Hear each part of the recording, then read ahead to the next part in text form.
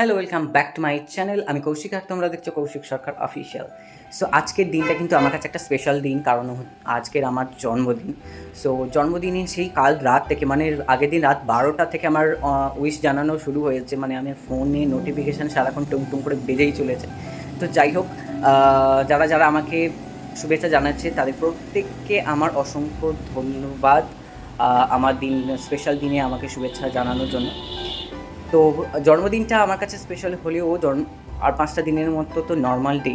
তো আমাকে তো বেরোতেই হবে ক্লাসে। সো আমি এখন ক্লাসে বেরোচ্ছি। জানি না এখন সারাদিন কী হবে না হবে, বাড়িতে কীভাবে সেলিব্রেট হবে না হবে, সব কিছু তো শেয়ার করব। তো ভাবলাম স্পেশাল দিনে একটা ছোট্ট অন্তত মিনি ভ্লগ বানানোই যাক। সো দেখা যাক কী হয়। সব কিছু তোমাদের সঙ্গে তো শেয়ার করবোই, তো সঙ্গে থেকো। সকালে যেহেতু আমার 3টে ক্লাস ছিল, তাই প্রথম ক্লাস করে যখন দ্বিতীয় ক্লাসে গেলাম তখন আমাকে ব্রেকফাস্ট দেওয়া হলো। যদিও জন্মদিন উপলক্ষে নয়, নর্মাল ডেতেও দেওয়া হয় আমাকে। আর আজকে ব্রেকফাস্টে ছিল পরোটা, তার সঙ্গে পনির আলুর তরকারি, কলা, শসা, আর সঙ্গে হচ্ছে লেবুর শরবত। আর তারপরে ক্লাসে গিয়ে আমি খেলাম ঠান্ডা ঠান্ডা ম্যাঙ্গো লস্যি। আর গ্লাসে এইটুকু দেখে ভাববেন না যে এইটুকুই দিয়েছিল, আমি কিন্তু অর্ধেকটা খেয়ে নিয়ে তারপর ভিডিওটা তুলেছিলাম।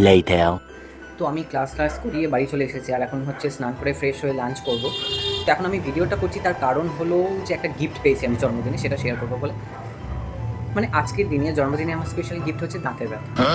কেন ভাই আজকের দিনে দাঁতের ব্যথা কোথা থেকে আসে?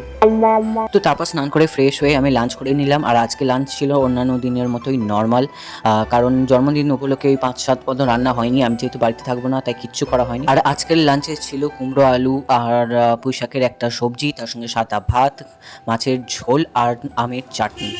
2000 years later. হ্যালো। তো বিকেলবেলা আমার 3টে ক্লাস ছিল, তো আমি সেজন্য ক্লাসে বেরিয়েছিলাম। আর ক্লাস থেকে এসে দেখলাম যে মা আমার জন্য পায়েস বানিয়েছে। আর পায়েস ছাড়া তো বাঙালিভাবে জন্মদিন পালন মানে অসম্পূর্ণ। যদিও আমি পার্সোনালি এখন পায়েস খুব একটা খেতে পছন্দ করি না, কিন্তু জন্মদিনে তো মায়ের হাতের পায়েসটা খেতেই হবে।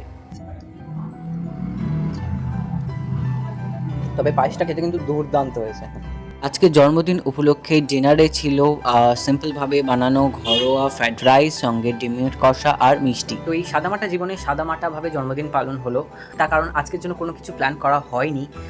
মানে না কেক কাটিং, না ওই 8-10 পদ রান্না করে খাওয়া দাওয়া, কোনো কিছুরই প্ল্যান করা হয়নি। তার কারণ সকাল বিকেল আমার দুবেলাই ক্লাস ছিল। তো যার জন্মদিন সেই যদি বাড়িতে না থাকে তো আর কাকে নিয়ে প্ল্যান হবে? তো সেই জন্য কোনো প্ল্যান করা হয়নি। তো সিম্পলভাবে আজকের দিনটা কাটালাম। আর জন্মদিনের দিনটাই স্পেশাল হয়ে থাকাটাই মেন জরুরি।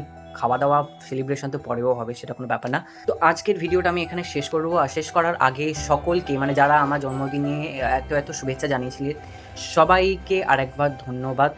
Thank you so much everyone. So দেখা হচ্ছে পরের ভিডিওতে। টাটা।